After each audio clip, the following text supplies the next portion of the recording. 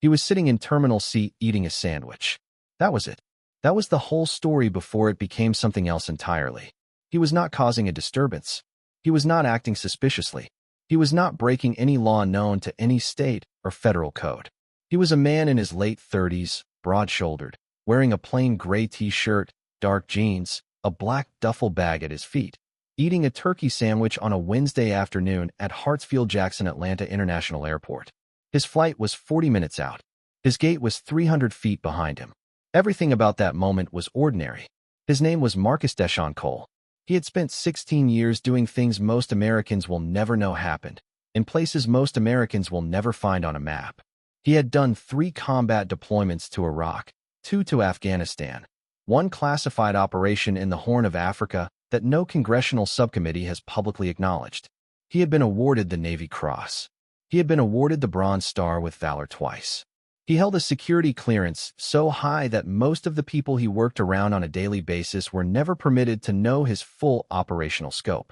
He was, at the time of this story, a senior chief petty officer in the United States Navy Special Warfare Command, on personal travel, returning home from visiting his mother in Savannah. He had done nothing wrong in his entire life on this particular Wednesday. None of that mattered yet. The moment had not arrived. Officer Dennis Polk had worked the Atlanta Airport's police unit for 11 years. His record was, by the department's own internal metrics, unremarkable.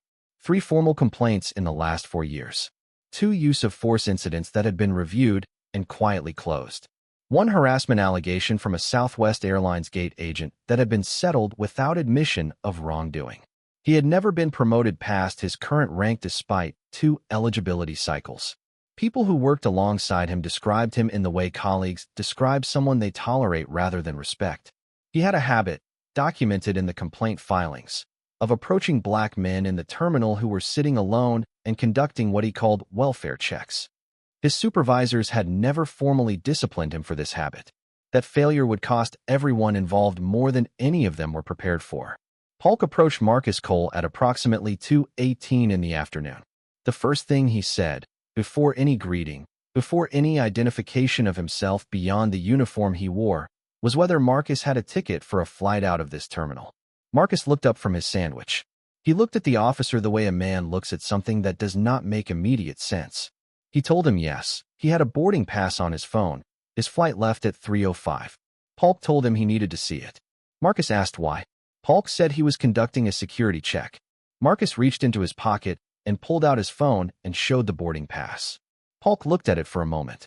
Then he told Marcus he also needed to see identification. There is a moment in situations like this where a reasonable person might simply comply and hope the absurdity ends quickly.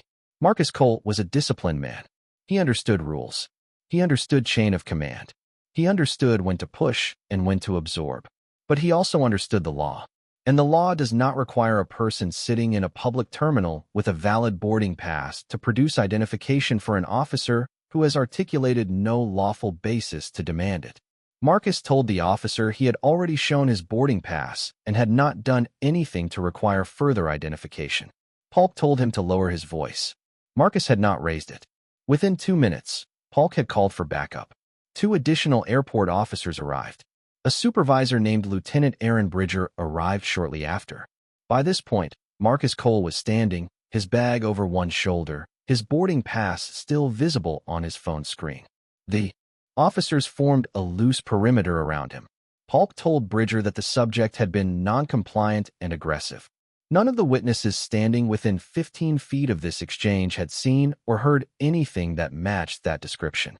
A woman in her 60s who had been sitting 3 seats down later told investigators she thought there had been a mistake because the man in the gray shirt had been completely calm and the officer looked like he was the nervous one. Lieutenant Bridger made the decision. He told Marcus Cole he was being detained for further questioning and that he needed to come with them. Marcus asked what the legal basis for detention was. Bridger told him obstruction. Marcus Cole, who had spent 16 years operating under conditions of extreme legal and procedural precision, recognized that this was not a lawful detention. He told Bridger clearly and without aggression that he did not consent to detention and was going to miss his flight. That was the sentence that Polk used as justification for what happened next. The handcuffs went on in the middle of Terminal C at 2:24 in the afternoon. in front of perhaps 40 travelers, in front of 2 Delta Gate agents who had paused their work to watch, in front of a college student named Jason Merritt who had been filming a travel vlog on his phone since before any of this started and who had, without realizing it yet, captured the entire encounter from the moment Polk first approached Marcus Cole's row of seats. Marcus did not resist. He did not struggle. He was walked through the terminal with his hands cuffed behind him, his bag draped over a junior officer's shoulder, his sandwich still on the seat in Terminal C where no one thought to pick it up. The holding area was a small office near the Delta Sky Club entrance. 2 officers stayed with him. No one had asked for his military ID. No one had asked for any additional identification beyond what he had already offered. No one had searched the duffel bag. There was no contraband. There was no weapon. There was no crime. There was a man sitting in a chair with his wrists bound, watching the minutes tick past his departure time, and there was a Lieutenant Aaron Bridger in the hallway outside, already beginning to understand that the situation had moved faster than it should have. Marcus Cole said one sentence to the officer guarding him. He said, "Tell your supervisor to check the bag before anyone touches it." The officer looked at him. Marcus said it again, quieter. The officer went to the hallway. A minute later, Bridger came in. He pulled the bag forward, unzipped the front pocket. What he found was not what changes a room. What changes a room is what was in the main compartment, visible the moment the zipper reached the halfway point. A leather credential holder. Navy identification. The kind with a photograph, a rank insignia, a security classification strip along the bottom that Bridger had only ever seen once before in his career, during a DHS joint training exercise, when a federal marshal had shown his credentials as an example of what high-clearance federal identification looks like. Bridger picked it up. He read the name. He read the rank. He read the classification designation on the strip. He set it down on the table between them. He did not say anything for 4 seconds. Marcus Cole looked at him and said nothing. Bridger stepped back into the hallway and made a phone call. What was said on that call has never been officially disclosed. What is known is that within 9 minutes of that phone call, a supervisor at the airport's Federal Security Liaison Desk received an inbound call from a Department of Defense Operations number. What is also known is that 11 minutes after Bridger made his call, Marcus Cole's wrists were uncuffed. What is also known is that the Federal Liaison Desk received 2 additional calls in the following hour, one from a Navy Special Warfare Command administrative officer, and one from a number that the desk supervisor later described to a journalist as coming from an area code she associated with the Pentagon, though she could not confirm the originating office. The desk supervisor said the tone of the second call was unlike anything she had encountered in 14 years of federal coordination work. She used the word frozen to describe the way everything in her office stopped moving for the duration of that conversation. Marcus Cole missed his flight. He sat in a private room with 2 federal liaison officers for the better part of an hour while phone calls moved between Atlanta and Washington. He was not angry in the way the moment might have invited. People who were in that room have described him as completely still, answering questions in a flat professional tone, the kind of tone that belongs to someone who has been in genuinely dangerous rooms and knows the difference between danger and inconvenience. He had not been harmed. He had been humiliated. That distinction would matter in the accounting that followed. Jason Merritt posted his video that evening. He had not set out to document anything. He had been filming himself walking through the terminal, narrating the architecture of his layover for 47 subscribers who mostly watched his content about college football and cheap travel. The timestamp on the footage began 17 seconds before Polk approached Marcus Cole's row. It showed everything. The approach, the demand for identification, the tone shift, the call for backup, the ring of officers, the handcuffing. The footage was clear, well lit by the terminal overhead panels, and contained no gap in the event sequence. By the following morning, it had been shared 11,000 times. By the afternoon of the next day, 2 national news organizations had called Merritt directly. By the end of that week, the video had been watched more than 6 million times across platforms. The Atlanta Airport Police Department issued an initial statement calling the encounter a routine security interaction that had been resolved appropriately. That statement was posted at 9:47 in the morning. By 1:30 that afternoon, a retired Navy captain had gone on cable news and described Marcus Cole's classification credentials in sufficient detail to make clear to any informed viewer that the man arrested in Terminal C was not a private citizen. By the evening news cycle, Two members of the House Armed Services Committee had released statements calling for a federal review. The airport's police department deleted their original post at 4:15 and replaced it with a statement announcing an internal investigation.